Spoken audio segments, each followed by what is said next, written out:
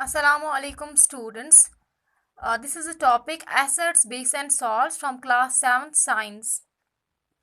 As you all know, we have already discussed its subtopic acids, and now in this lecture I will let you know about bases. So what is a base? Bases are generally bitter in taste. Bases जो होते हैं test में कड़वे होते हैं.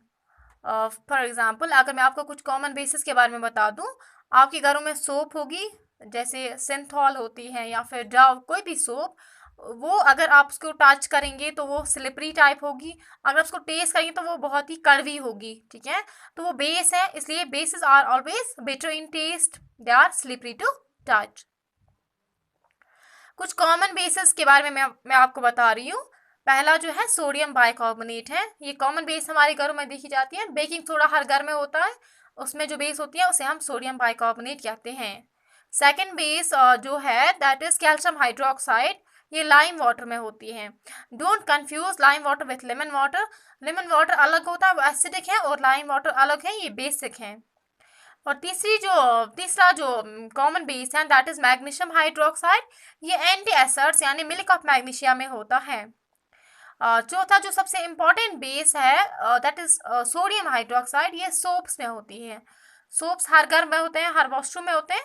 उनमें जो base present होती है दैट इज सोडियम हाइड्रोक्साइड. या फिर हमारे घरों में विंडो क्लीनर्स होंगे, उनमें भी जो बेस होती है वो अमोनियम हाइड्रोक्साइड होती है. ये कुछ कॉमन बेसिस थी जो हमारे डेली लाइफ में हमें यूज होती है. Now let us discuss about the properties of basis. Properties of basis means basis की क्या खासियत है, इनकी क्या क्वालिटीज हैं, प्रॉपर्टीज हैं.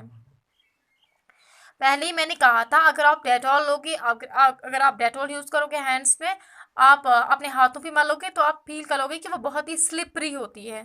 ठीक है, as I already told you bases are slippery to touch. Taste के लिए बहुत ही बिटर होते हैं यानी कड़वे होते हैं. और बेसिस कंडक्ट इलेक्ट्रिसिटी. ये मैंने एसिड्स में भी कहा था, acids conduct electricity. This is the one similarity between acids and bases. कुछ बेसिस होती हैं जो वाटर सॉल्युबल होती है, मतलब जो वाटर में डिजॉल्व हो जाती हैं, उन्हें हम कहते हैं अल्कलीज. अल्कलीज वो वाली बेस होती हैं जो पानी में सॉल्युबल हो यानी डिजॉल्व हो. कुछ बेसिस पानी में सॉल्युबल नहीं होती हैं, उन्हें हम सिंपली बेसिस ही कहते हैं. इसके बाद हम यूजेस की बात करें. हमारे पास मैंने कुछ कॉमन बेसिस के बारे में बोला था, मैं उन्हीं की यूज़ की बात भी करूँगी. सोडियम हाइड्रोक्साइड एक कॉमन बेस है. ये साबुन यानी सोप्स बनाने में यूज़ होती है या फिर डिटर्जेंट्स बनाने में यूज़ होती है. ये पेपर बनाने में भी यूज़ होती है. ऐसी एक और बेस है जिसका नाम है पोटाशियम हाइड्रोक्साइड. ये लिक्विड सोप जैसे लोशन होता है हमारे घर में, शैम्पूज होते हैं, उन्हें बनाने में यूज़ होता है पोटाशियम हाइड्रोक्साइड. मैं कुछ मेन इंपॉर्टेंट यूज़ बता रही हूँ. ऐसे ही दूसरी एक बेस है मैग्नीशियम हाइड्रोक्साइड. ये एंटी एसिड बनाने में यूज़ होती है. आपने सुना ही होगा, कोई घर में कहता है कि कंप्लेन करता है कि मुझे एसिडिटी है. एसिडिटी को न्यूट्रलाइज करने के लिए हम जो एंटी एसिड यूज़ करते हैं उनमें मैग्नीशियम हाइड्रोक्साइड होता है, जिसे हम दूसरा नाम मिल्क ऑफ मैग्नीशिया भी कहते हैं. मिल्क ऑफ मैग्नीशिया अब एंटी एसिड काम करता है.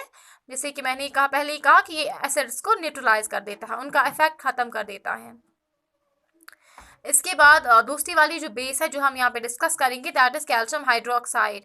आपने देखा ही होगा घरों में पेंट करने से, जब पेंट हम करते हैं तो पहले वाइट वॉश किया जाता है. ठीक है, वाइट वॉशिंग जिससे आप करते हो वो कैल्शियम हाइड्रोक्साइड होता है. और सीमेंट बनाने में भी कैल्शियम हाइड्रोक्साइड अपना एक रोल प्ले करता है, यूज होता है ये. इसके बाद जो लास्ट वाली बेस हम यहाँ पे डिस्कस करेंगे that is ammonium hydroxide. Ammonium hydroxide पहले ही मैंने कहा था हम विंडो क्लीनर्स में होता है. ये स्टेन रिमूवर है. Stain remover in the sense ये जो दाग है उन्हें हटा देता है, उन्हें ख़त्म कर देता है.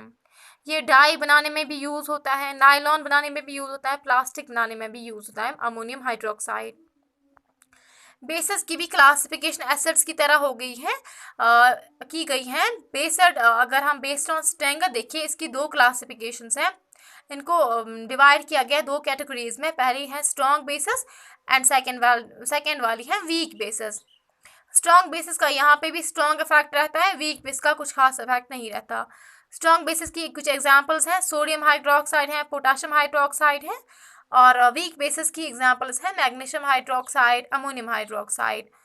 जैसे कि मैंने एसिड्स में बात की थी, strong bases have very strong effect, ये बहुत ही करोसिव होते हैं, और वीक बेसेस माइल्ड होते हैं नेचर में। That's enough for today, thank you.